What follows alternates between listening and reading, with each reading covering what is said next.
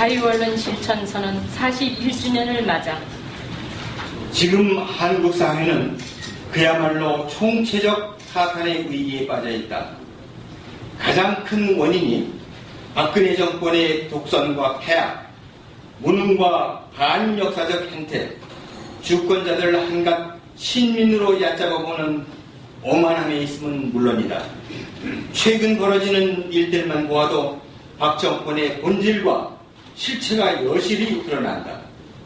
2천만 노동자를 쉬운 해고의 희생자로 만들어 재벌과 대자본가들이 갈수록 풍요를 노래하도록 해주려는 노동개혁이라는 이름의 노동제약, 1970년대 박정희의 한국적 파시즘과 민주, 민생, 평화 파괴를 합리화하고 친일 반민족 행위자들의 죄악상을 지우거나 미화하려는 역사 쿠데타가 자행되고 있는 것이다.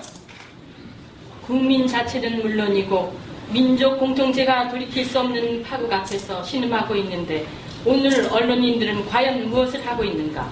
원래 극우보수적인 매체들을 언급할 가치조차 없지만 1987년 6월 항쟁 이래 자유언론 실천과 공정방송구현에 앞장섰던 선배들의 투쟁을 익히 알고 있음을 언론 노동자들이 굴종과 침묵을 계속하고 있는 현상은 아무리 선의로 본다 한들 납득할 수 없는 일이다. 청와대의 하수인인 낙하산 차장들 이 인사권과 편집, 보도, 제작권을 좌지우지하는 체제 속에서 아무리 진실을 보도하고 성실한 논평을 하려고 해도 벽에 부딪힐 수밖에 없다는 암담한 처지를 부인할 수는 없다. 그러나 41년 전의 자유언론 실천선언이 이 명백한 주장했듯이 본질적으로 자유언론은 바로 우리 자유언론 종사자들 자신의 실천 과제일 뿐 당국에 허용받거나 국민대중이 찾아다 주어지는 것은 아니다. 현재 대중에게 가장 큰 영향력을 행사하고 있는 이른바 공영방송은 완전히 박근혜의 친위대가 장악하고 있다.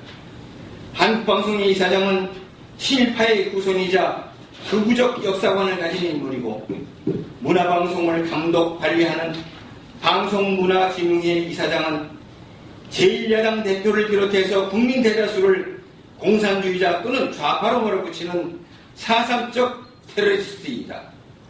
두 방송의 경영진은 오직 정권 안보에 전념하면서 자유언론이나 공정방송과는 정반대의 길을 가고 있다. 우리는 진보를 포방하는 언론에 대해서도 심각한 우려를 품고 있다. 박근혜 정권을 비판하는데 적극적인 자세를 보이기는 하지만 아주 중대한 사건들에 대해서는 침묵의 카르텔로 일관하기 때문이다. 대표적인 경우 하나를 들어보기로 하자. 2012년 12월 18대 대통령 선거 투개표 과정에서 상상하기조차 어려운 부정이 저질러졌다는 사실에 관해 2013년 1월 4일 2천여 명의 시민이 선거 무효 소송을 제기했을 때 그 사실을 보도한 언론은 거의 없었다. 그리고 지난 10월 13일 새정치민주연합 국회의원 강동원이 대정부 질의를 통해 중앙선거관리위원회의 자료를 바탕으로 투개표 조작을 폭로하면서 공직선거법상 180일 이내에 대선 무효 소송 재판이 이루어져야 하는데 1015일째 심리조차 하지 않고 있다. 고 지적했는데도 진보 언론은 그 사실을 묵살해버렸다. 헌법기관인 국회의원이 그렇게 중대한 발언을 한 것이 단 한 줄짜리 기사도 되지 않는단 말인가. 청와대와 새누리당이 강동원을 터무니없는 거짓말쟁이라고 공격하자 일부 진보 언론은 마지못해 한국TV에 그 사건을 보도했다. 박근혜가 국정원이나 다른 정부 기관들의 부정행위에만 힘입어 대통령이 된 것이 아니라 원천적인 투개표 부정이 더 결정적인 요인이었다는 의혹을 제기하면 속보와 심층 기도를 신속히 해나가야 되지 않는가. 언론인들이여, 이제 기나긴 굴종과 침묵에서 하루빨리 깨어나라. 낙하산 사장들의 지배체제가 워낙 완강해서 아무리 저항해도 소용없다는 패배주의와 무기력을 떨치고 동지애로 뭉쳐 국민 대중과 함께 자유언론을 살리기 위한 과감한 싸움에 나서야 한다. 박근혜 정권은 몰락의 날을 향해 제동장치도 없이 비탈길을 내려가는 자전거나 다름없다. 언론 노동자들이 민주화운동의 최전선에 나서지 않는 한 그 자전거는 미친듯이 질주하면서 민중의 생존권을 유린하고 삶의 터전을 쑥대밭으로 만들어버릴 것이다. 우리 동아투의 구성원들은 언론 동지들이 장엄한 투쟁에 나선다면 자유언론의 깃발을 함께 들고 나갈 것을 엄숙히 다짐한다. 2015년 10월 23일 동아자유언론 수호투쟁위원회. 자유언론 실천선언 41주년을 맞아 지금 한국 사회는 그야말로 총체적 타탄의 위기에 빠져 있다. 가장 큰 원인이 박근혜 정권의 독선과 폐악, 무능과 반역사적 행태, 주권자들 한갓 신민으로 얕잡아보는 오만함에 있음은 물론이다. 최근 벌어지는 일들만 보아도 박 정권의 본질과 실체가 여실히 드러난다.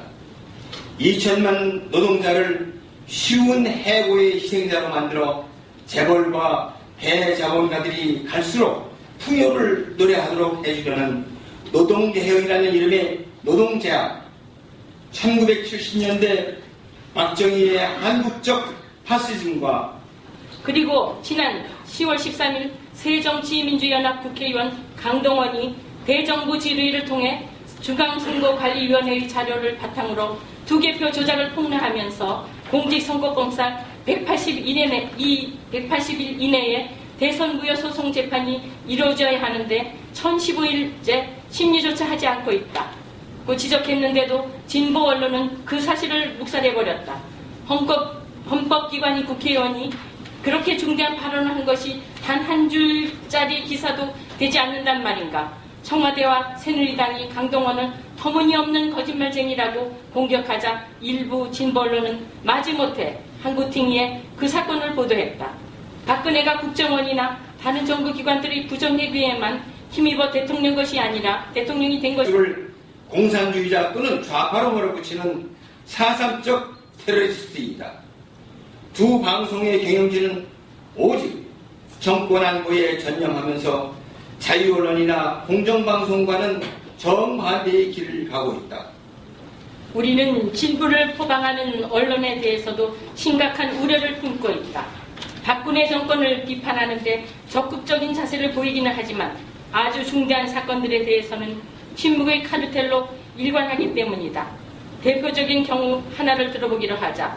2012년 12월 18대 대통령 선거 투개표 과정에서 상상하기조차 어려운 부정이 저질러졌다는 사실에 관해 2013년 1월 4일 2천여 명의 시민이 선거 무효 소송을 제기했을 때 그 사실을 보도한 언론은 거의 없었다. 제작권을 좌지우지하는 체제 속에서 아무리 진실을 보도하고 성실한 논평을 하려고 해도 벽에 부딪힐 수밖에 없다는 암담한 처지를 부인할 수는 없다.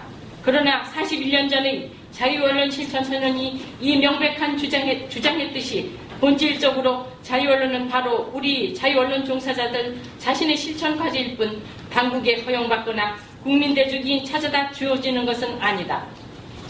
현재 대중에게 가장 큰 영향력을 행사하고 있는 이른바 공영방송은 완전히 박근혜의 친위대가 장악하고 있다. 한국방송의 이사장은 친일파의 후손이자 극우적 역사관을 가진 인물이고 문화방송을 감독 관리하는 방송문화진흥회 이사장은 제1야당 대표를 비롯해서 국민 대다수 민주, 민생, 평화 파괴를 합리화하고 친일 반민족 행위자들의 죄악상을 지우거나 미화하려는 역사 쿠데타가 자행되고 있는 것이다. 국민 자체는 물론이고 민족 공통체가 돌이킬 수 없는 파국 앞에서 신음하고 있는데 오늘 언론인들은 과연 무엇을 하고 있는가? 원래 극우보수적인 매체들을 언급할 가치조차 없지만 1987년 6월 항쟁 이래 자유언론 실천과 공정방송구현에 앞장섰던 선배들의 투쟁을 익히 알고 있음을 언론 노동자들이 굴종과 침묵을 계속하고 있는 현상은 아무리 선의로 본다 한들 납득할 수 없는 일이다. 청와대의 하수인인 낙하산 차장들 이 인사권과 편집 보도